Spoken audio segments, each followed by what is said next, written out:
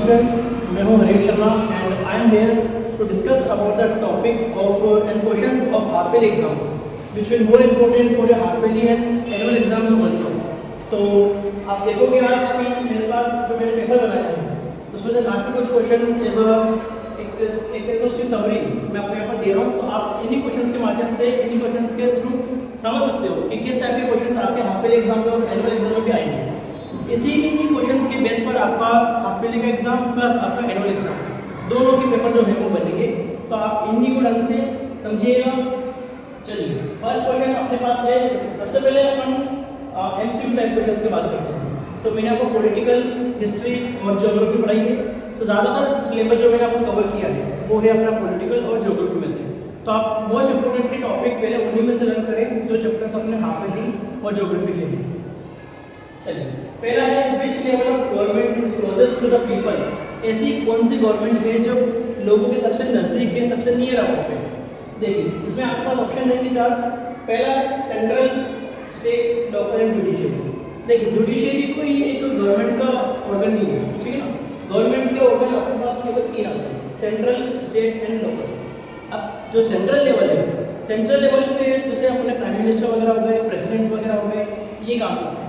अब अगर मान लीजिए अपन को अपनी लोकेलिटी में किसी भी चीज़ की नीड है, किसी भी चीज़ की ज़रूरत है, तो वो ज़रूरत अपनी सेंट्रल लेवल की जो गवर्नमेंट है वो पूरा नहीं करती है। हाँ करते ज़रूर है लेकिन इनडायरेक्टली करती है। डायरेक्टली अपन दूसरे से कॉन्टैक्ट नहीं कर सकते। अपन किससे कॉन्टैक्ट करते हैं, तो वो है सबसे पहले लोकल लेवल, यानी अपने पास जो वार्ड पार्षद है सबसे पहले, ठीक है। उसके बाद अगर उससे आगे चले तो अपने पास जो एमएलए है, ठीक है, अपने यहाँ के जो लोकल मिनिस्टर्स हैं, अपन उनसे कॉन्टैक्ट करते हैं।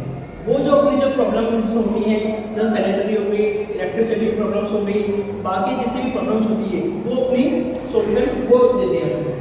इसमें जो ऑप्शन है वो सबसे आएगा अपने पास लोकल लेवल, ठीक है। क्योंकि जुडिशियरी होती है, जजेस वगैरह जो अपना हाई कोर्ट, सुप्रीम कोर्ट वगैरह में बैठते हैं, वो इनडायरेक्टली मदद करते हैं, बाद में मदद करते हैं। सेंट्रल लेवल जैसे अपने प्राइम मिनिस्टर वगैरह हो गए, ये अपन को मदद तो जरूर करते हैं, अपनी हेल्प जरूर करेंगे, लेकिन लोकल इश्यूज जो होते हैं, जो छोटे मोटी प्रॉब्लम्स होती है, जो अपन अपनी कॉलोनी के अंदर जो क्रिएट होती है, उसमें वो अपन को हेल्प नहीं करते हैं। सेकेंड स्टेट, अगर अपन स्टेट लेवल पर बात करें तो स्टेट लेवल की जो गवर्नमेंट है वो जैसे अपने वो सीएम हो गए, ठीक है, अपने मोहन यादव जी हो गए। तो अगर अपन कोई भी करंट अफेयर, तो अपने पास कोई अफेयर है, कोई इशू है, कोई छोटा मोटा इशू जैसे इलेक्ट्रिसिटी जनरेट, इलेक्ट्रिसिटी नहीं है प्रॉपर अपनी कॉलोनी के अंदर, सैनिटेशन फैसिलिटीज़ प्रॉपर नहीं है, तो मूल जितनी भी फैसिलिटीज़ हैं जो अपन को मिलनी चाहिए, एक कंज्यूमर को मिलनी चाहिए, वो सारी फैसिलिटीज सबको कौन देगा, ये सारा जिम्मा किसके हाथ में होता है, लोकल लेवल पे, ठीक है। So option will be local, not state, not central and not judiciary. So इसी टाइप के आपके पास कुछ एमसीक्यू टाइप आने वाले हैं। सेकेंड हम बात करते हैं which of the following is not an example of ancient ecosystem. So economic activities, ऐसी कौन सी एक्टिविटीज है जो अपने पास इकोनॉमिक एक्टिविटीज के अंदर नहीं आती है। सो पहला है फार्मिंग, ठीक है, फार्मिंग बिकॉज एंशिएंट नहीं है, मतलब पुराने ज़माने में ऐसी कौन सी चीज़, ऐसी कौन सी एक्टिविटी जो अपन नहीं करते। पहले अपने पास फार्मिंग। अब आप देखोगे कि आजकल हर जगह पर फार्मिंग होती है, और यही आज से 10 साल पहले या 100 साल पहले अपने पास फार्मिंग होती आ रही है अपने इंडिया में। सेकेंड ऑप्शन है क्रिएट मोबाइल फोन्स। तो आप आज के टाइम पर अपन मोबाइल फ़ोन का यूज़ करते हैं, आज से 100 साल पहले भी हो सकता है अपन मोबाइल फ़ोन का यूज़ करते हैं, लेकिन आज से 1000 साल पहले अपन मोबाइल फ़ोन का यूज़ नहीं करते थे। इट मीन्स ये वो एक्टिविटी है जो अपने बहुत टाइम पहले यानी एंशिएंट टाइम पर अपने पास नहीं थी। नेक्स्ट अपन देखें तो माइनिंग यानी खनन वाली प्रक्रिया, जिसमें अपन धरती को खोदते हैं और उसमें से जो मिनरल्स वगैरह है उसको एक्सट्रैक्ट करते हैं, निकालते हैं। नेक्स्ट है पोट्री। पोट्री वगैरह अपन बनाते हैं, जैसे मिट्टी के घड़े वगैरह हो गए, ये अपने काफ़ी टाइम से बने हुए आ रहे हैं, बनते हुए आ रहे हैं, लोग इनको बना रहे हैं। तो क्रिएट मोबाइल फोन भी एक ऐसी एक्टिविटी है जो अपन एंशिएंट टाइम पर लोग नहीं किया करते थे। So answer will be creating mobile phones. Now next इसी टाइप के आपके पास एमसीक्यू आने वाले हैं। उसके बाद आते हैं वेरी शॉर्ट। कुछ मैंने यहाँ पर एक दो क्वेश्चंस एमसीक्यू दिए हैं, एक दो क्वेश्चंस वेरी शॉर्ट के लिए हैं और एक दो क्वेश्चंस आपके लॉन्ग के लिए हैं, ताकि आपको एक रफ एंड टफ आइडिया हो जाए कि आपका हाफ ईयरली का एग्जाम पेपर और एनुअल एग्जाम पेपर बोथ आपके एग्जाम पेपर किस तरह से और कैसे आने वाले हैं। Of economic planning. भाई इकोनॉमिक प्लानिंग हम करते क्यों हैं? देखिए आज आप कोई भी काम करते हो तो उसके लिए एक प्लान बनाते हो, एक स्ट्रेटेजी बनाते हो। क्यों? क्योंकि अपन अगर किसी भी काम को करते हैं प्लानिंग के थ्रू करते हैं तो वो काम एक बहुत अच्छे एफिशिएंटली अपन कर पाते हैं। बिना प्लानिंग अपन कोई काम करेंगे, बिना स्ट्रेटेजी बनाए कोई काम करेंगे तो वो इतना एफिशिएंटली अपना नहीं हो पाएगा। इसलिए अपन इकोनॉमिक प्लानिंग करते क्यों हैं? तो भाई इकोनॉमिक प्लानिंग की जरूरत क्या पड़ती है? इकोनॉमिक मतलब क्या? जिसमें पैसा हो। ठीक है, इकोनॉमिक प्लानिंग मतलब जिसमें पैसा हो, यानी अपन जो भी काम करते हैं पैसे से रिलेटेड उसमें एक इकोनॉमिक प्लानिंग होना बहुत ही ज़रूरी होती है। तो इसीलिए अपन इकोनॉमिक प्लानिंग करते हैं। मेरा ऑब्जेक्टिव क्या है अपना? ताकि अपन जो भी काम करें वो एक ऑब्जेक्टिव यानी अपना एक किसी एम से रिलेटेड हो, अपने ऑब्जेक्टिव को अपने गोल को फुलफिल कर सके। Second, name the 3 branches of Indian government. Indian government के 3 ब्रांचेस आपको लिखनी है। कितने ब्रांचेस बताइए मैंने आपको? 3 ब्रांचेस मैंने आपको गवर्नमेंट की बताई है अपने इंडिया के अंदर। फर्स्ट वन इज, देखिए अगर आप कहीं ना कहीं एक तरह से मैं आपको एक चीज बता दूं, हाफ ईयरली एग्जाम पेपर के अंदर अगर आप स्पेलिंग्स वगैरह या किसी भी आंसर को देखेंगे तो कहीं ना कहीं आपको एमसीक्यू के अंदर या फिल इन द ब्लैंक्स के अंदर, ट्रू फॉल्स के अंदर कहीं ना कहीं वो हिडन होगा ही होगा। यानी आप स्पेलिंग्स की अगर आपको प्रॉब्लम आती है, स्पेलिंग अगर आपको नहीं आती है किसी भी चीज़ की, तो आप उसको एमसीक्यू के अंदर, फिल इन द ब्लैंक्स के अंदर या ट्रू फॉल्स के अंदर या वन वर्ड के अंदर उसके अंदर आपको मिल सकती है। चलिए, name the 3 branches of Indian government. Indian government की 3 ब्रांचेस के नाम लिखे हैं। तो देखिए मैंने आपके यहाँ पर एक फर्स्ट एमसीक्यू लिख रखा है।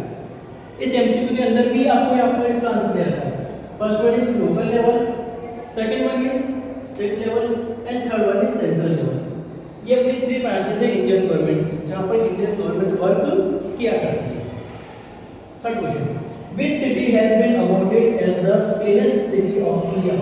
ऐसी कौन सी सिटी है हमारे इंडिया की जिसको क्लीनेस्ट सिटी होने का अवार्ड मिला है? तो एमपी में ही वो सिटी है। मैंने आपको उसका नाम बता रखा है, इंदौर। काफ़ी अच्छी सिटी है, आपने सभी को आपको पता होगा सिटी के बारे में। So Indore will be answer of this question. Very short answers के जो आंसर है, वेरी शॉर्ट क्वेश्चंस के जो आंसर है वो आप डायरेक्टली लिखोगे तो आपको मार्क्स मिल जाएगा। आपको कोई 1 से 2 लाइन या 3 लाइन लिखने की जरूरत नहीं है। कोई ऐसा क्वेश्चन है जो आंसर जो क्वेश्चन नहीं मिल रहा है, जो आंसर क्वेश्चन में ही मिल रहा है, तो आप उसको अवॉइड कर सकते हैं। जो उसका एक पर्टिकुलर आंसर है आप वो उसको आप लिख सकते हैं। नाउ अब बात आती है लॉन्ग आंसर्स की। So what do you mean by government? Government से आप क्या समझते हैं? तो government is a body which helps in our daily activities or which solve our biggest issues of the country। यानी गवर्नमेंट वो एक ऑर्गन है, एक स्ट्रक्चर है जो हमारे अफेयर्स को, जो हमारे इंडिया के जो बड़े बड़े इश्यूज हैं उनको सॉल्व करती है। और हमें सारी, अगर अपन लोकल लेवल पर बात करें तो हमें सारी फैसिलिटीज जो एक इंसान को पर्टिकुलरली चाहिए होती है उसको प्रोवाइड करने में हेल्प करती है। चलिए, so what do you mean by government? तो आई थिंक मैंने आपको इसका आंसर 3 या 4 लाइन के अंदर बहुत शॉर्ट एंड स्वीट लिखा रखा है लॉन्ग आंसर्स के अंदर, तो आप इसको कर लीजिएगा। ये वो क्वेश्चन है जो आपके एग्जाम में आने वाला है। नेक्स्ट वन, हु इज पटवारी? भाई पटवारी कौन होता है? A person who keeps the land records. मैंने आपको बहुत शॉर्ट एंड स्वीट लाइन लिखा रखी है। A patwari is the one who keeps the land records. भाई हमारे जो किसान लोग होते हैं उनके पास जितनी भी ज़मीनें वगैरह सारी होती है और हम जो प्लॉट्स वगैरह खरीदते हैं इवन मार्केट के अंदर या इवन विलेज के अंदर, तो उनको उनके जो डॉक्यूमेंट्स को हैंडल करने का काम करता है वो कौन करता है? पटवारी ही हमारा वो सारा काम करता है। तो इस टाइप के छोटे छोटे क्वेश्चंस इसमें आने वाले हैं। और अगर आपको स्पेलिंग में कोई प्रॉब्लम आती है, जैसे मैंने पहले बताया, तो आप उसको even true false, MCQ types में इनमें आपको कहीं ना कहीं देखने को मिल जाएगा।